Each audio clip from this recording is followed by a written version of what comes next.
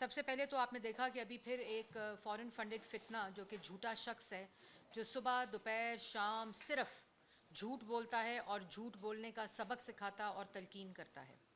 और जिसके झूठ के ऊपर पाकिस्तान तहरीक इंसाफ के अपने जनरल सेक्रेटरी जो रहे हुए हैं, जो सदर पाकिस्तान इस वक्त हैं, जिनसे इमरान खान साहब ने अपने इक़्तिदार को बचाने के लिए आइन शिकनी करवाई, सदर पाकिस्तान आरिफ अलवी साहब ने भी इमरान खान साहब को झूठा करार दे दिया है, इंडोर्समेंट कर दी है कि ये शख्स सिर्फ झूठ बोलता है।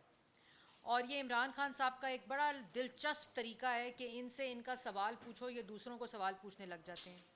8 साल के बाद फैसला फॉरेन फंडिंग का आपकी जमात और आपके बारे में आया है, और जो दूसरी पार्टीज़ की फंडिंग के जो अकाउंटेबिलिटी और जो हिसाब है वो इलेक्शन कमीशन के अंदर आज तक तहरीक इंसाफ ने ना कोई सबूत पेश किया, ना किसी किस्म का एविडेंस दिया कि कोई ऐसा अकाउंट के अंदर फॉरेन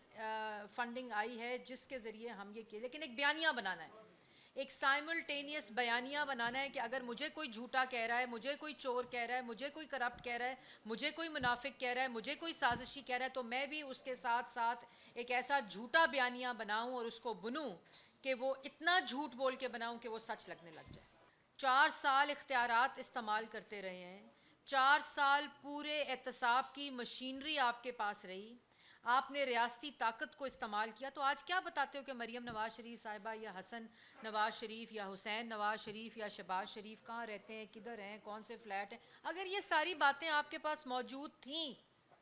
तो क्यों अभी तक एवन फील्ड के अंदर नैब सबूत पेश नहीं कर सकी?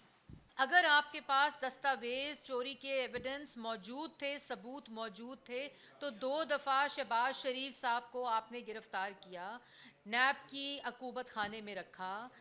कोट लखपत में रखा, हडियाला में रखा।